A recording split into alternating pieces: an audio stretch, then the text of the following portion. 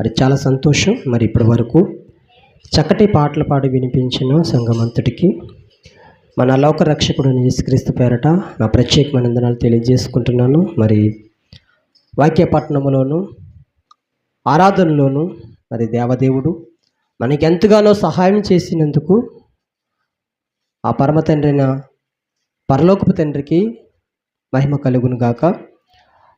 చాలా సంతోషం. మరి చాలా ప్రాముఖ్యమైన సమయాలకు వచ్చాం కనుక ఎవరు అల్లరి చేయకుండా నిశ్శబ్దంగా ఉంటూ దేవుని యొక్క దివ్యమైన సంగతులను, శ్రేష్టమైన మాటలను, మనిషికి ఉపయోగపడే మాటలు, మనుషులను బ్రతికించే మాటలు, మనుషులను ఆలోచింపజేసే మాటలు జీవగ్రంథములో దేవుడు లిఖితం చేసేట కనుక ఆ మాటలన్నీ మనము నేర్చుకుంటుండగా మరి వినగలిగే చెవులు, గ్రహించగలిగే మంచి మనసు దేవుడు ఇచ్చేలాగున చిన్నపాటి ప్రార్థన చేద్దాం. అందరూ తలలు వంచండి. వాక్య పరిచర్య కొరకు ప్రార్థన అనగానే అందరూ మోకరించాలి. ప్రార్థన.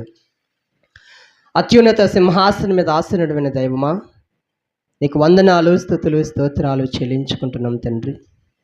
ఏపాటి వారము, ఎన్నిక లేని వారము, మనుషుల చేత తృఢీకరింపబడుతున్న మమ్మలను మీరు ఏర్పరచుకొని ప్రభా నీ శ్రేష్టమైన పరిశుద్ధమైన మాటల్లో ప్రభా మా నోట పలికించడానికి తండ్రి మమ్మలను ఈ ప్రాంతానికి మీరు నడిపించిన విధానానికి మీకు స్తోత్రాలు, మీకు వందనాలు చెల్లించుకుంటున్నాం. ఎక్కడెక్కడ ఉన్న మమ్మలను ప్రభా కాకినాడ మహాపట్టణం నుండి ఈ మూలపేట గ్రామానికి ప్రభా మమ్మలను తీసుకొస్తున్నారు. అందుని బట్టి మీకు స్తోత్రాలు. మరి ఎన్నో ఆశ్చర్య కార్యాలు, అద్భుతమైన కార్యాలు, మేము ఊహించలేని కార్యాలు మా పట్ల మీరు చేస్తున్నందుకు మీకు వందనాలు, స్తోత్రాలు చెల్లించుకుంటున్నాం తండ్రి. ప్రభా చాలా ప్రాముఖ్యమైన సమయానికి మేము వచ్చాం. దయతో నీ పరిశుద్ధమైన, శ్రేష్టమైన, విలువైన మాటల్లో మేము ధ్యానిస్తుండగా సమయోచితమైన జ్ఞానమును, వివేకమును, బుద్ధియు నాకును వింటున్న మీ పిల్లలందరికీ మీరు దయచేయమని ప్రార్థిస్తున్నాం.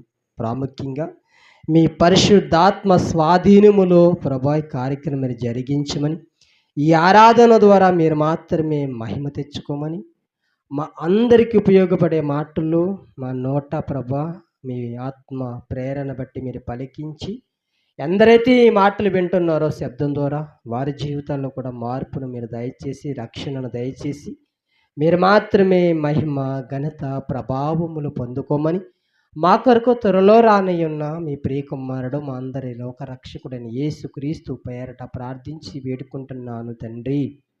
ఆమేన్. చాలా సంతోషం. మరి కూడి వచ్చిన సంఘమంతటికి జగత్తుకు రక్షకుడైన క్రీస్తు పేరట నా ప్రత్యేకమైన వందనాలు తెలియజేసుకుంటున్నాను.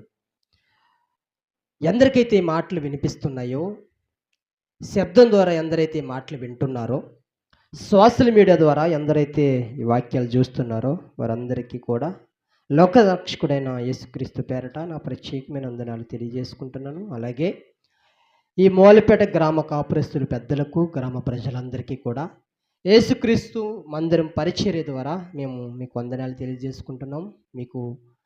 మీ కొరకు, మీ బాగోగుల కొరకు, మీ సంతోషాల కొరకు, మీ ఆనందాల కొరకు, మీ అవసరతల కొరకు మేము ప్రార్థిస్తున్నాం. దయతో ఏదైనా ప్రార్థన అవసరతలు ఉంటే మాకు మీరు తెలియచేయవలసిందిగా మీకు తెలియజేస్తున్నాను. చాలా సంతోషం. మరి ఈ సమయంలో ఒక అంశంతో మీతో మాట్లాడాలని నేను ఆశపడుతున్నాను. దయతో ఎవరు అల్లరి చేయకుండా నా వైపు మాత్రమే మీరు చూస్తూ ఏం చెబుతున్నానో జాగ్రత్తగా వినేవారుగా ఉండాలని మీకు మొదటిగా తెలియజేస్తున్నాను. ఈరోజు మనం నేర్చుకుంటున్న అంశం, దేవుని కనులు ప్రతి స్థలం మీద నుండెను. దేవునికి కళ్ళున్నాయి. ఆ కళ్ళు ప్రతి స్థలాన్ని కూడా చూస్తున్నాయి. ఇదే మన టైటిల్. నిజంగా పరిశుద్ధ గ్రంథంలో నుంచి ఒక్కసారి లేఖన భాగాన్ని మనం చూడగలిగితే సొలొమోను రచించిన సామెతల గ్రంథము 15వ అధ్యాయము 3వ వచనంలో ఒక మంచి మాట మనకి కనిపిస్తుంది. ఈరోజు మనం అంశం ఇచ్చిన టైటిల్ ఈ సందర్భంలో ఈ వాక్య పట్టణంలో మనకి కనిపిస్తుంది. మరొకసారి చెబుతున్నాను. సామెతల గ్రంథము, సొలొమోను రచించిన సామెతల గ్రంథము 15వ అధ్యాయము 3వ వచనం. యెహోవా కన్నులు ప్రతి స్థలము మీద నుండెను. ఏ దేవుణ్ణైతే మనం నమ్ముకుంటున్నామో, ఏ దేవుణ్ణైతే మనం ఆరాధిస్తున్నామో, ఏ దేవుడైతే మా రక్షకుడు, మా నిత్య జీవానికి మమ్మలను నడిపించిన ఏకైక దేవుడని మనం ఆరాధిస్తున్న ఆ ఆరాధికుడు, ఆ ఆరాధ దైవము కనులు ప్రతి స్థలము మీద ఉండును, ప్రతి స్థలము మీద ఉండును. ఆ కిందలేని మనం చూడగలిగితే చెడ్డవారిని మంచివారిని అవి చూచుచుండును. చాలామంది ఏమనుకుంటారంటే, అరో చెడ్డవాడు ఇంత చెలరేగిపోతున్నాడు, అయ్యో దుర్మార్గుడు పనులు చేసుకుంటూ పోతున్నాడు, ఆ దుర్మార్గుడు పనులు చేసుకుంటూ విస్తరించిపోటుకుంటూ మనుషులను ప్రశాంతమైన వాతావరణం మనుషులు ఉంచుకుంటా మనుషులను బాధపరిచే విధంగా, మనుషులను గాయపరిచే విధంగా ఈ చెడ్డవాడు దినదినము వృద్ధి పొందిపోతున్నాడు. దేవునికి కళ్ళున్నాయా లేవా అని చాలామంది అడుగుతుంటారు. నేను అడుగుతున్నాను, వాక్యాన్ని బట్టి నేను అడుగుతున్నాను ఒక మాట, దేవుని కన్నులు చెడ్డవారిని చూడట్లేదా? ఖచ్చితంగా చెడ్డవారిని చూస్తున్నాయి. ఒకానొక దినాన్న వాడికి తగిన ప్రతిఫలాన్ని దేవుడు ఖచ్చితంగా ఇస్తాడు. దేవునికి కళ్ళున్నాయి.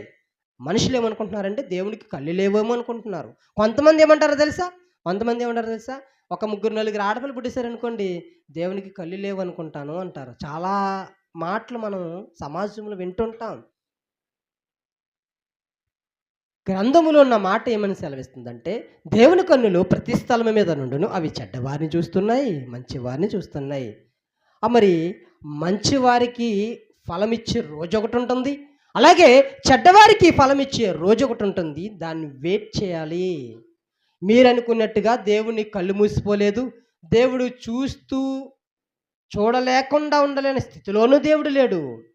నువ్వు ఎన్ని దుర్మార్గ పనులు చేశావో, చెడ్డవాడు ఎన్ని చెడ్డ పనులు చేశాడో, ఎంతమందిని గాయపరిచాడో, ఎంతమందిని బాధపరిచాడో, వాడి వల్ల ఎంతమంది నాశనం అయిపోయారో అన్ని దేవుడు చూస్తూనే ఉన్నాడు. తన గ్రంథములో లిఖితం చేసుకుంటున్నాడు. పాయింట్ బై పాయింట్ రాసుకుంటాడు. నువ్వు ఏ రోజు చేస్తావు, ఏ సంవత్సరం చేస్తావు, ఎక్కడ చేస్తావు, నీ వాళ్ళు ఎవరు నష్టపోయారు, ఎవరు గాయపరచబడ్డారు అన్నీ చూస్తాడు. మరి మంచివారిని చూస్తాడంటే ఖచ్చితంగా మంచివారిని పట్ల కూడా ఆయన కనుదృష్టి ఎల్లప్పుడూ ఉంటుంది. నువ్వు ఎక్కడ స్వార్థ చేస్తున్నావు, ఎక్కడ దేవుని మాట ప్రకటిస్తున్నావు, ఎక్కడ ప్రార్థిస్తున్నావు, ఎక్కడ పాడుతున్నావు, నువ్వు ఏ ధర్మ కార్యాలు చేస్తున్నావు, నా ప్రేమను ఎక్కడ పంచుతున్నావు, నన్ను ఎక్కడ గణపరుస్తున్నావు, నన్ను ఎక్కడ స్తుతిస్తున్నావు అని ఖచ్చితంగా మంచివారిని కూడా దేవుడు చూస్తూనే ఉన్నాడు. మరొక వచనాన్ని మనం చూడగలిగితే, అదే సామెతల గ్రంథము 5వ అధ్యాయము 21వ వచనం, నరుని మార్గములు యెహోవా ఎరుగును, వారి నడతలన్నిటిని ఆయన గుర్తించును. నరుడు ఎక్కడికి వెళ్తున్నాడో, వాడు ప్రయాణం ఎక్కడ చేస్తున్నాడో, వాడు ఏ ప్రయాణములోను ఏ మార్గములో ఉన్నాడో అన్నీ ఆయనకి తెలుసు, అన్నీ ఆయన ఎరుగును. మనిషి అనగానే ఈరోజు ఆ మనిషి ఎక్కడికి వెళ్తున్నాడో, ఆ మనిషి ఏం చేస్తున్నాడో, ఆ మనిషి ఏమి తలంపులు కలిగి ఉన్నాడో మనుషులుగా మనకు తెలియకపోవచ్చు. కానీ నరుని మార్గములన్నీ యెహోవా ఎరుగును.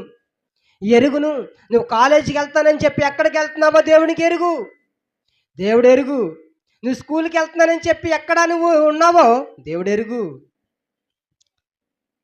నువ్వు డ్యూటీకి వెళ్తున్నాను, పనికి వెళ్తున్నానని చెప్పి నువ్వు ఎవరి కొంపలో దూరుతున్నావో, ఏ చెడ్డ పనులు చేస్తున్నావో అన్నీ దేవుడు ఎరుగు.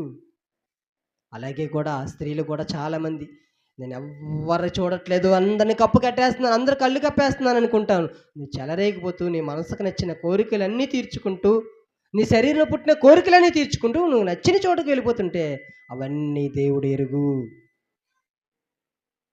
ఎరుగును. అంత మాత్రమే కాదు, వాని నడతలన్నిటినీ ఆయన గుర్తించును. ఆయన గుర్తిస్తాడు. ఒకానొక్క రోజు ఖచ్చితంగా పట్టుకుంటాడు. జల్లెడేసి పట్టుకుంటాడంటండి. ఏమేసి పట్టుకుంటాడంట? జల్లెడేసి.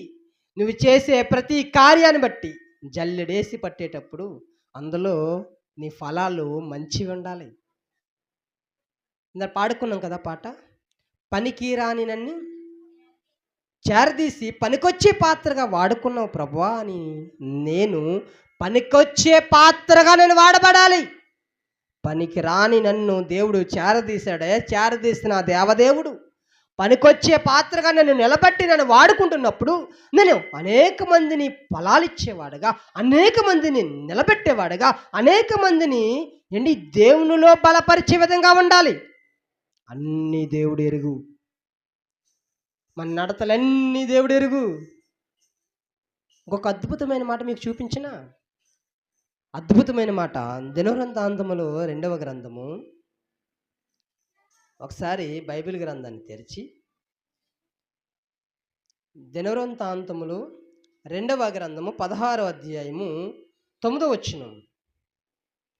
పరిశుద్ధ గ్రంథాన్ని తెరిచి దినవృత్తాంతములు 2వ గ్రంథము 16వ అధ్యాయము 9వ వచనము. తన ఎడల యథార్థ హృదయమును గలవారిని బలపరచుటకు యెహోవా కనుదృష్టి లోకమందంతటా సంచారము చేచున్నది.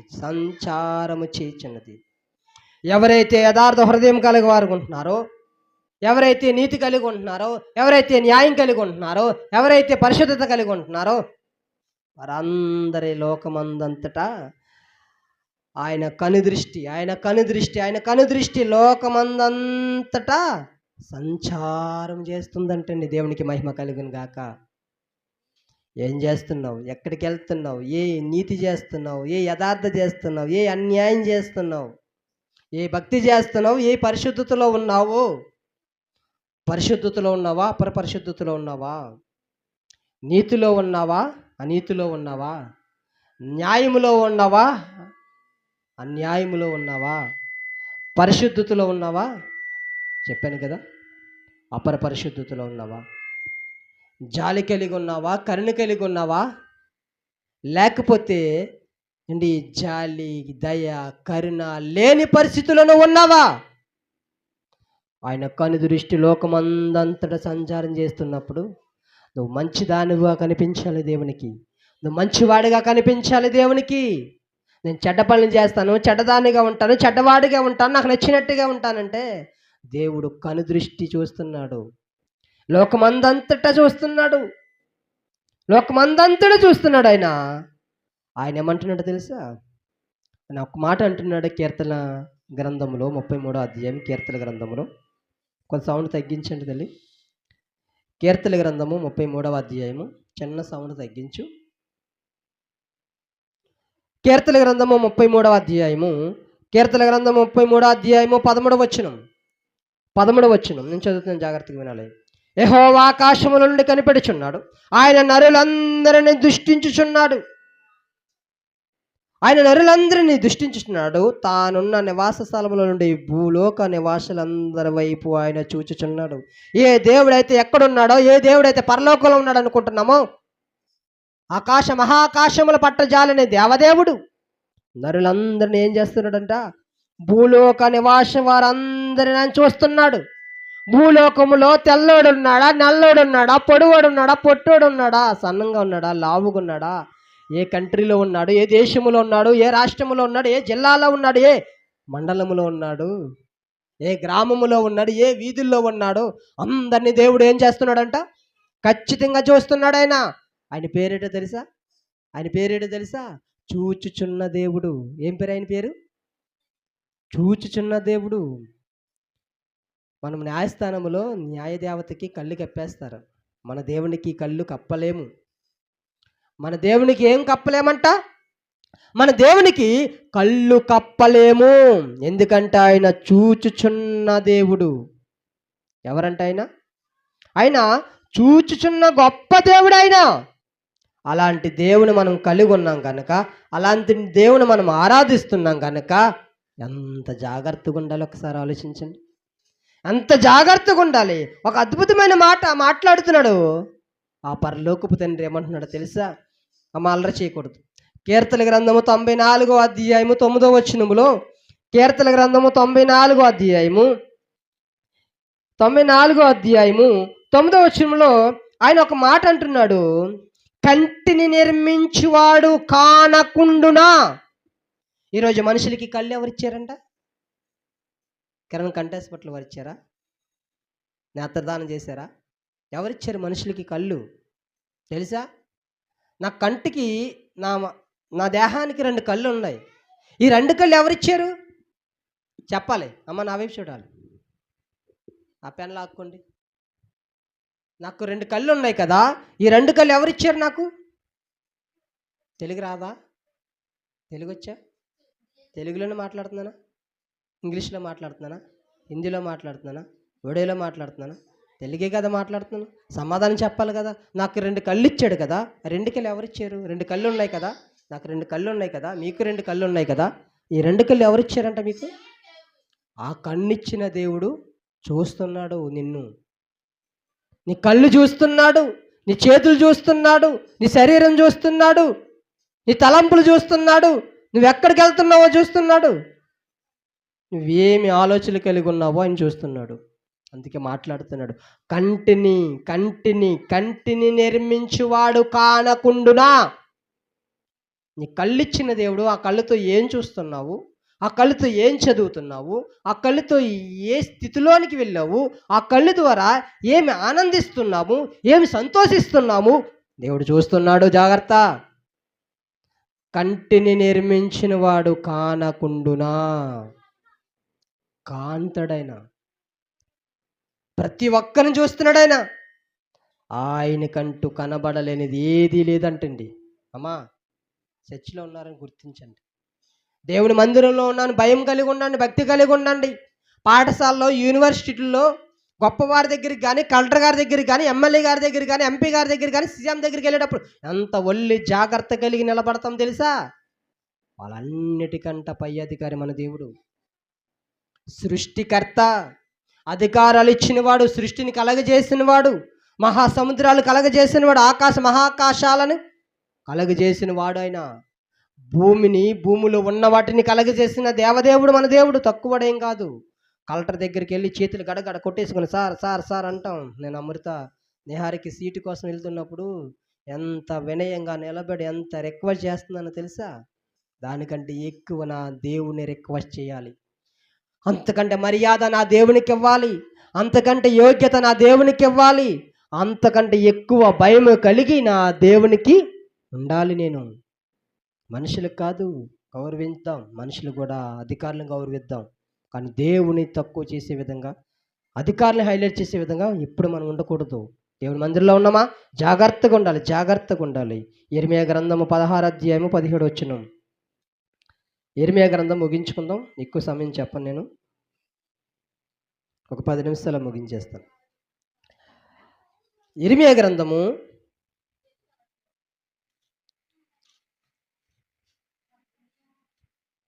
16 అధ్యాయము, ఇర్మియా గ్రంథము 16 అధ్యాయము 17 వచ్చి నేను చదువుతున్నాను, జాగ్రత్తగా వినాలి. ఎలయనగా వారి ప్రోయిన త్రోవలన్నిటి మీద దృష్టించి తిని ఏదియో నా కన్నులకు మరుగు కాలేదు. దేవుడు ఏమంటున్నాడు తెలుసా? ఇప్పుడు మనకి సీసీ కెమెరాలు ఉంటాయి తెలుసా? మీకు సీసీ కెమెరాలు తెలుసు కదా. స్కూళ్ళు కానీ, పెద్ద పెద్ద సెంటర్లు కానీ, లేకపోతే కొంత గృహాలకు కానీ, గుళ్ళకి కానీ, మందిరాలకు కానీ, మసీదులకు కానీ, ప్రతిదానికి సీసీ కెమెరాలు ఉన్నాయి. అవి ఎంతవరకు పనిచేస్తా తెలుసా? డిస్టెన్స్ ఉంటుంది దానికి, దాని కాస్ట్ని బట్టి, క్వాలిటీని బట్టి, ఇదిగో ఇంతవరకు ఆ సీసీ కెమెరా ఫొటోస్ తీసుకుంటుందండి. ఇప్పుడు ఇక్కడ సీసీ కెమెరా పెట్టి మూలపేట సెంటర్లో ఏం జరుగుతుందో అంటే చెప్తుందా? రికార్డ్ చేయలేదు. అది సరిపోదు దానికి. అది ఎంతవరకు డిస్టెన్స్ ఉంటుందో అంతవరకే. కొంత పెద్ద పెద్ద సెంటర్లు ఉంటాయి, అది కొంత లాంగ్ పీరియడ్, లాంగ్ వరకు అది షూట్ చేయగలదు, అది కాస్ట్ ఎక్కువ ఉంటాయి. అంతేగాని ఇప్పుడు ఏంటి, మన రాష్ట్రంలో కెమెరా పెట్టి తెలంగాణలో ఏం జరుగుతుందో చెప్పమంటే చెప్తుందా? రికార్డ్ చేస్తుందా? చేయలేదు. కానీ మన దేవుడు చేస్తాడు.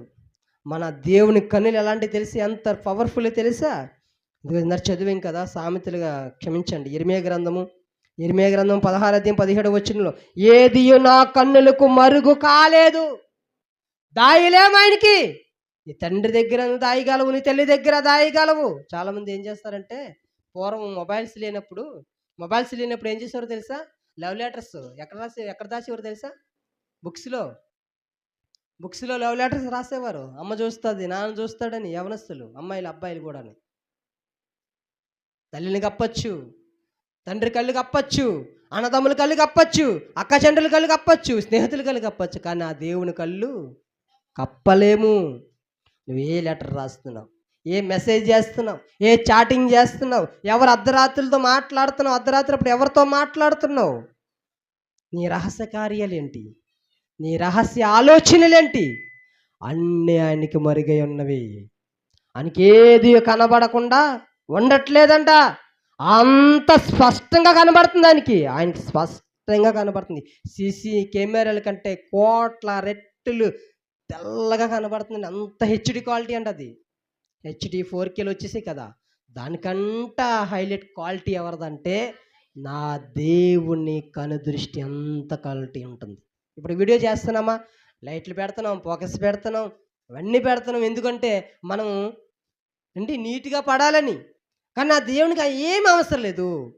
నా దేవునికి తెల్లగా కనబడుతుందంట. నువ్వు అర్ధరాత్రి చేసినా, చీకటిలో చేసినా, ఏ పని చేసినా, ఏం చేసినా సరే ఆయన కనుదృష్టి నీ మీద ఉంది. జాగ్రత్త.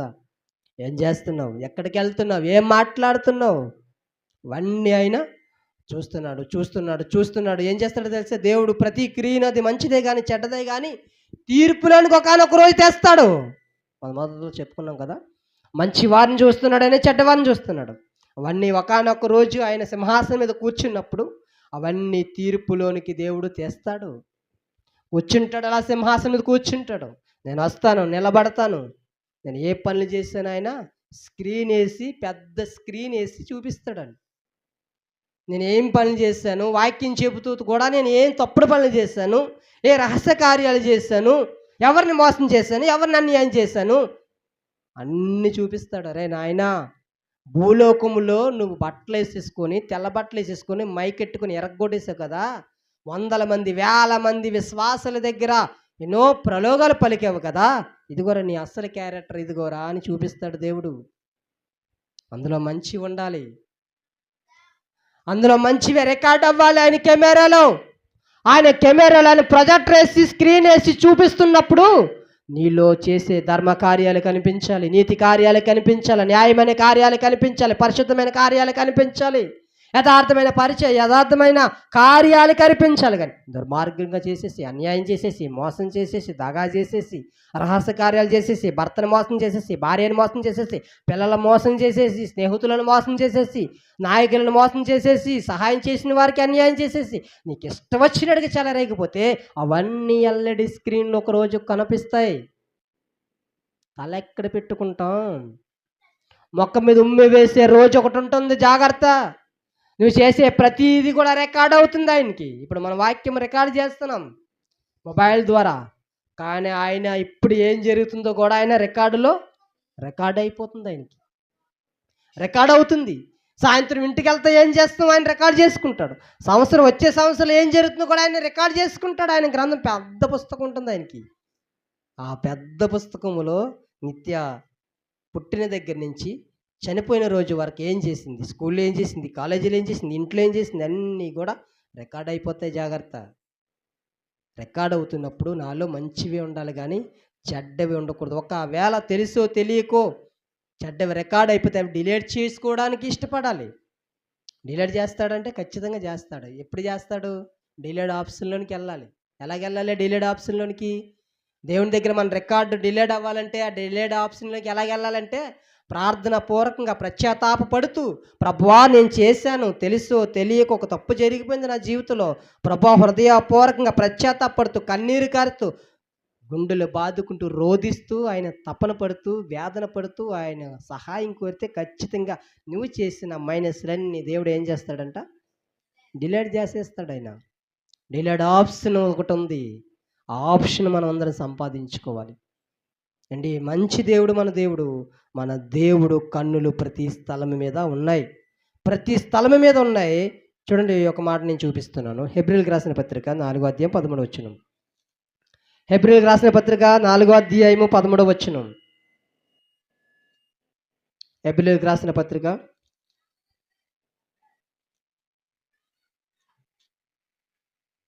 4వ అధ్యాయము 13వ వచనం. మరియు ఆయన దృష్టి కనబడని సృష్టి ఏదీ లేదు, మన ఎవనికి లెక్క అప్పు చెప్పవలసి ఉన్నదో ఆ దేవుని కన్నులకు సమస్త మరుగు లేక తేటగా ఉన్నది. ఆయన దృష్టికి కనబడని సృష్టి ఏదీ లేదు. అంటే ఆయనకి అన్నీ కనిపిస్తాయా? అన్నీ కనిపిస్తాయి, అన్నీ కనిపిస్తాయి. ఎలా కనిపిస్తాయి తెలుసా? కీర్తన గ్రంథంలో ఒక అద్భుతమైన మాట మాకు కనిపిస్తుందండి. ఇప్పుడు సమస్తము తేటగా కనబడుతుంది. ఆయన దృష్టికి కనబడంది అంటూ ఏదీ లేదు, ఏదీ లేదు. ఇంకొక విషయం చెప్పనా? నేను ఈరోజు నేనేం మాట్లాడబోతున్నానో నా నాలుక మాట రాకముందే ఆయన తెలుసు. ఎప్పుడైనా విన్నారు అలాంటి మాటలు? దేవుడి కోసం ఎప్పుడైనా విన్నారు అలాంటి మాటలు? నేనేం మాట్లాడతాను, నా మాట నాలుక మీదకి రాకమునిపే నేనేం మాట్లాడుతున్నాను ఆయనకి తెలుసు.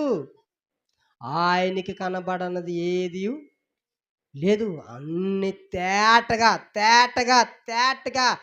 4K హైకే క్వాలిటీలో. ఇంత అందంగా పడ్డానా నేను అనుకుంటావు. దేవుడు వేసి సీసీ కెమెరా ఏంటంటారు దాన్ని, ఎల్ఈడి స్క్రీన్ వేస్తాడు కదా, పెద్ద స్క్రీన్ వేసి చూపిస్తాడు నీ బొమ్మ. ఆ ప్రొజెక్టర్ మీద నీ బొమ్మ వేసినప్పుడు అయ్యో ఇంత అందంగా ఉన్నానా, ఆ రోజు చీకట్లో ఎవ్వరు లేరనుకో లైట్లు ఆపేసానే, సెల్ స్విచ్ ఆఫ్ చేసేసానే, నేను ఎక్కడికి వెళ్తున్నాను ఎవరికి చెప్పలేదే, అయినా సరే ఎంత క్వాలిటీగా కనిపిస్తున్నానంటే నేను చేసిన రహస్య పాపాలు అని తల దించుకునే పరిస్థితి ఒక రోజు ఉంది. భయపడాలి. మన దేవుడు చూచుచున్న దేవుడు. నేను ఎక్కడికి వెళ్ళినా అక్కడ ఉంటాడు నా దేవుడు. కీర్తన గ్రంథం 139వ అధ్యాయము. నేను ఎక్కడికి వెళ్ళినా ఆయన ఉంటాడు. చూడండి, ఒక మాట చూపిస్తున్నాను. కీర్తన గ్రంథము 139వ అధ్యాయము 2వ వచనం నుంచి ఒకసారి చూడగలిగితే, 139వ అధ్యాయం 2వ వచనం. నేను కూర్చుండుట ఆయన తెలుసు. నేను ఎక్కడ కూర్చుంటున్నాను? తాగుబోతుల దగ్గర కూర్చుంటున్నానా, వ్యభిచారుల దగ్గర కూర్చుంటున్నా, తిరుగుబోతుల దగ్గర కూర్చుంటున్నానా, లంచగొండుగుల దగ్గర కూర్చుంటున్నానా, అన్యాయం చేసేవారి దగ్గర కూర్చుంటున్నా, అబద్ధములు ఆడేవారి దగ్గర కూర్చుంటున్నానా, మోసం చేసేవారి దగ్గర కూర్చుంటున్నానా? ఆయన తెలుసు. నువ్వు కూర్చుండుట తెలుసు, నువ్వు లేచుట ఆయనకి తెలుసు.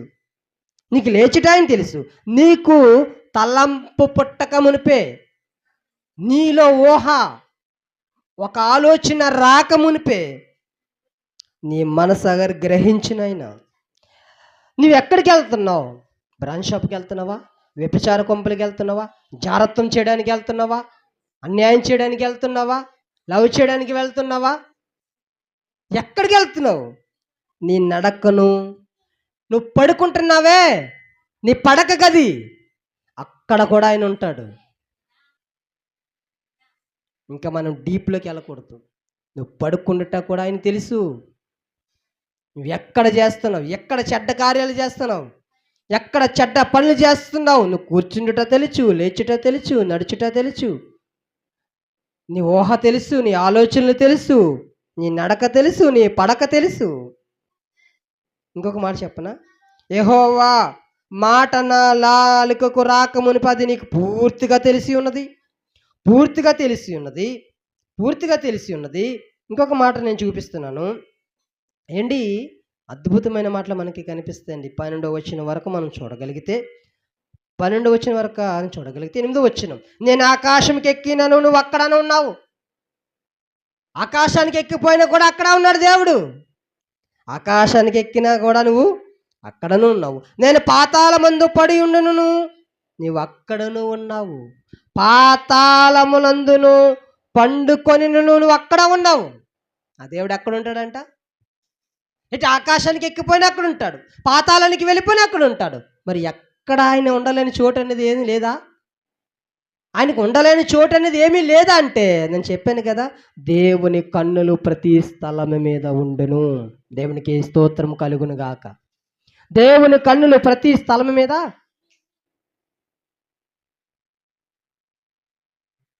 జాగ్రత్తగా వినాలి వాక్యం చెప్పినప్పుడు. రాయకూడదు, ఏమీ రాయకూడదు. నా వైపు మాత్రమే చూడండి. ఫస్ట్ నుంచి చెప్తున్నాను, నా వైపు మాత్రమే చూడండి. నేను చెబుతున్నాను, ఏమని చెప్పాను? యెహోవా కన్నులు ప్రతి స్థలము మీద నుండును. ఇటు ఆకాశానికి ఎక్కిపోయినా అక్కడ ఉంటాడు, పాతాళానికి వెళ్ళిపోయినా అక్కడ ఉంటాడు. మరి నేను ఎక్కడికి వెళ్ళాలి? ఎక్కడికి వెళ్ళినా మంచి ప్లేస్కి వెళ్ళాలి, దేవునికి నచ్చే ప్లేస్కి వెళ్ళాలి. మన నడక బాగుండాలి, మన పడక బాగుండాలి, మన ఆలోచన బాగుండాలి, మన కూర్చోడం బాగుండాలి, మన లేచుట బాగోవాలి. అన్నీ ఆయన చూస్తున్నాడు. ఆయన అన్ని చూస్తున్నాడు. ఆయనకంటూ సృష్టి అంతటిలో ఆయనకు కనిపించనిది ఏదీ లేదు. ఆయన కంటికి సమస్తము తేట తెల్లగా కనిపించుచున్నది. రేయ్, తేట తెల్లగా సమస్తం అంతా, దేశాలు, ప్రపంచం అంతా, మనుష్యులు అందరూ తేట తెల్లగా కనిపిస్తున్నారు నా దేవునికి. రాజకీయ నాయకులను చూస్తున్నాడు, వారి పరిపాలన ఎలా ఉందో దేవుడు లెక్క అడుగుతాడు. భార్య విషయంలో భర్త ఎలాంటి వ్యవహరిస్తున్నాడో దేవుడు లెక్క అడుగుతాడు. భర్త విషయంలో నువ్వు ఎలాంటి ప్రేమ కలిగి ఉన్నావమ్మా అని దేవుడు లెక్క అడుగుతాడు. అరే, నేను నమ్మి పిల్లలు ఇచ్చాను, గర్భపాలాలు ఇచ్చాను, వాడిని ఎలా పెంచుతున్నామని దేవుడు లెక్క అడుగుతాడు. నీ స్నేహితుల దగ్గర ఎలాంటి మోసం చేస్తున్నావు దేవుడు లెక్క అడుగుతాడు. ఇరుగు పొరుగు వారి దగ్గర, కుటుంబ సభ్యుల దగ్గర ఎలాగుంటున్నావు దేవుడు లెక్క అడుగుతాడు. ఆయన చూస్తున్నాడు. ఒకానొక రోజు సింహాసనం మీద కూర్చొని తీర్పు తీరుస్తాడు. తీర్పులోనికి అన్నీ వచ్చేస్తాయి. ఒక అద్భుతమైన మాట చెప్పనా? దేవుణ్ణి కనుగొనువారు, దేవుణ్ణి తడువులాడు పట్టుకున్నవారు. ఎవడు నన్ను నిర్మించాడు? నా కళ్ళు ఇచ్చిన వాడెవరు? నా చెవులిచ్చిన వాడెవరు? నా హృదయాన్ని క్షమించాలి, నా మెదడిచ్చిన వారెవరో? చేతులు, కాళ్ళు, నా అవయవాలు నిర్మించిన వాడెవరు? నా తల్లి నిర్మాణం చేసిందా? నా తండ్రి నిర్మాణం చేశాడా? నాకు తెలిసిన వారు తయారు చేశారా? నాలో బాడీలో ఒక మనిషికి ఉన్న పార్ట్లన్నీ మరలా నా తల్లి గర్భంలోనికి ఎలాగొచ్చాయి? ఎవరు నన్ను నిర్మించిన వాడు? ఎవడు నన్ను తయారు చేసినవాడు? ఎవడో తల్లి గర్భంలో ప్రవేశపెట్టిన వాడిని తడువులాడి కనుగొని వారు ఎవరైనా ఉన్నారా అని దేవుడు ఆకాశం నుంచి చూస్తున్నాడంట. ఎక్కడి నుంచి చూస్తున్నాడంటే దేవుడు ఆకాశం నుంచి చూస్తున్నాడు. కీర్తన గ్రంథము 14వ అధ్యాయము 14వ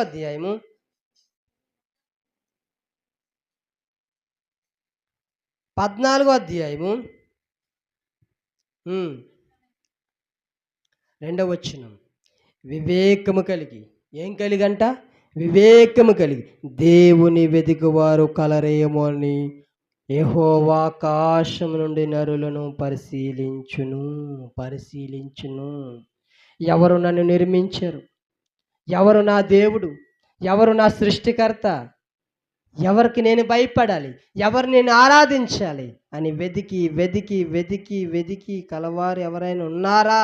వెతికేవారు ఎవరైనా ఉన్నారా? ఆకాశం నుండి దేవుని నరులను చూస్తే ఎవరు కనిపించట్లేదంట. ఏమంటున్నాడు తెలుసా? వారందరూ దారి తొలగి బొత్తుగా చెడిపోయారు, మేలు చేయవారు ఎవరునూ లేరు, ఒక్కడైనను లేడు. దారి తొలగిపోయారు, రాంగ్ రూట్లోకి వెళ్ళిపోయారు, తప్పుడు మార్గంలోనికి వెళ్ళిపోయారు, ట్రాక్ మర్చిపోయాడు. యేసుక్రీస్తు వారు అంటున్నారు, అయ్యా, పరలోకానికి వెళ్ళవలసింది మీరు వెళ్ళాలంటే నేనే మార్గం, నా ద్వారానే వెళ్తాం. వేరెవరెవ్వడికి దారి తెలియదయ్యా. నా ద్వారా తప్ప తండ్రి దగ్గరికి తీసుకెళ్ళేవాడు ఎవ్వడూ లేడయ్యా.